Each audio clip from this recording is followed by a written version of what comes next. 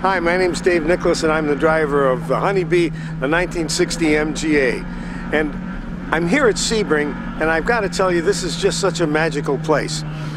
I first came to Sebring in 1959. I've got to qualify that because I never made it. I was in high school and I met a bunch of guys that raced in SCCA. I wrote them a letter and they said, Dave, if you can make it to Sebring, you can stay with us, you can be on the pit crew.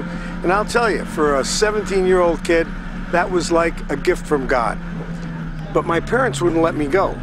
I lived in upstate New York and they said, son, you're crazy, you are not going to Florida. What I did is I took my paper route money out of the savings bank, bought a bus ticket and ran away from home, left high school and went to Sebring. The problem is I thought I could get all the way there and back on $30. I mean, what does a 17-year-old know? So instead, I ran out of money and I stopped in Richmond, Virginia, and I went to Western Union. And I had Western Union talk to the bank where my little savings account was and to have them send me $30 more. Well, my father, being the smart guy, alerted the bank and said, if you hear from this maniac, call me. They called him, he called the police, and I remember sitting on the curb outside the Western Union office and a police car came up and said, are you Dave? I said, yeah, how did you know that? They said, get in the car, son. They picked me up, put me on a bus and sent me back. But that's not the end of the story. A friend of mine named Steve Vail was really upset because I ran away from home and went to Sebring and didn't include him. He said, we're going.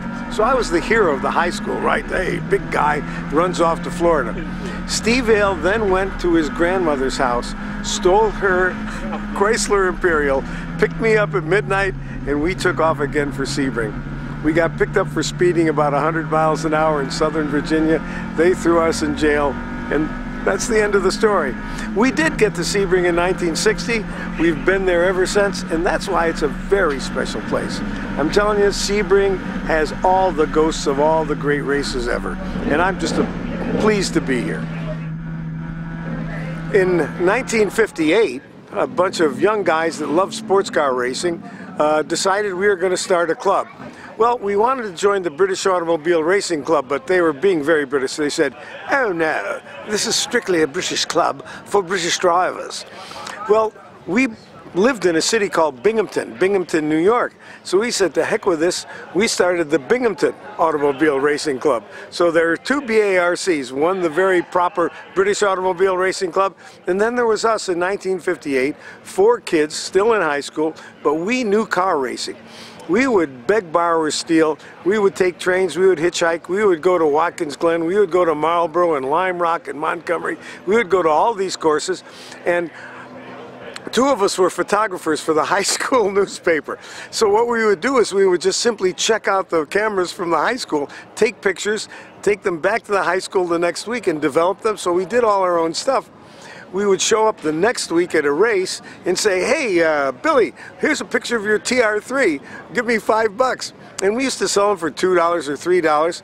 But you must remember, in 1959 or 1960, gasoline was 25 cents a gallon. So we ate peanut butter and jelly sandwiches and went to the races, and we got to know everybody. And that's Barcboys continued on even to this day. Graham Hill was actually a member of Barcboys. We had a lot of great race drivers, and there's still a few of us alive today, and we're upholding the honor of Barcboys, and we still drink a lot of beer and race cars. How do they go to the website? If you want to go and see what we've got, lots of photos from the 50s and 60s, it's BARCBOYS, barcboys.com.